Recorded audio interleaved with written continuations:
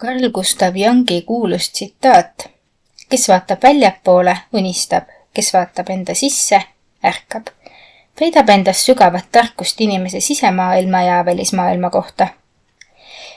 See mõte kutsub meid üles mõtisklema selle üle, kuidas me oma elu kogeme ja mida me peame tõeliselt oluliseks.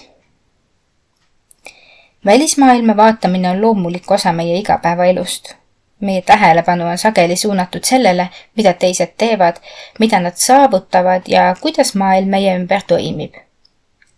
See maailm on täis võimalusi ja inspiratsiooni, mis annab alust unistamiseks. Me vaatame üles inimestele, kelle saavutused tunduvad kauged ja ihaldusväärsed ja loome oma mõtetes pilte sellest, kuidas meie elu võiks olla, kui teatud tingimused täituksid. Unistamine on loomulik ja vajalik. See aitab meil seada eesmärke ja luua visiooni paremast tulevikust. Kuid üksnes väljapoole vaatamine võib muuta meid sõltuvaks välistest teguritest. Kui me ei vaata enda sisse, jäävad meie unistused sageli kättesaamatuks miraažiks, mille poole püüeldes võib tekkida tühitunne. Kui me pöörame pilgu sissepoole, algab tõeline ärkamine. Enda sisemaailma uurimine toob nähtavale meie tõelised soovid, hirmud ja väärtused. See on teekond, mis nõuab julgust ja ausust. Sageli ei pruugi meile meeldida see, mida me enda sees avastame. Võib-olla kohtame kahtlusi, ebakindlust või valusaid mälestusi. Ent just see enesega kohtumine annab meile võimaluse muutuda ja kasvada. Ärkamine ei tähenda alati suuri avastusi või sügavaid filosoofilisi järeldusi. See võib olla lihtne arusaamine, et meie õnn ei sõltu välistest asjaoludest, vaid sellest, kuidas me ise endasse ja maailma suhtume.